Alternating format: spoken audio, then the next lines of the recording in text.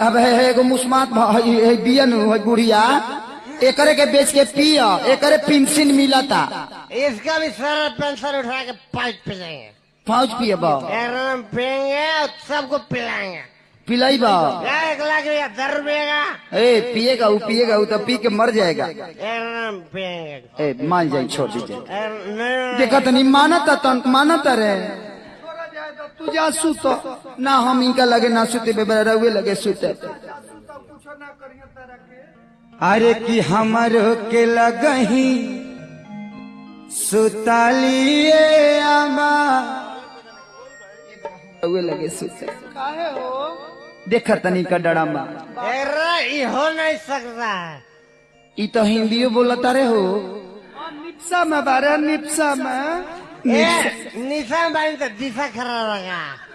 देखा तरु माई माइयो न के चिन्हार। अरे पियल में केहू के न चिन्ही ऐसे कहते नहीं कि हम रहुए लगे सुते।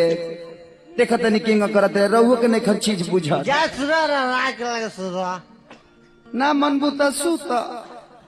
अरे कि हमारे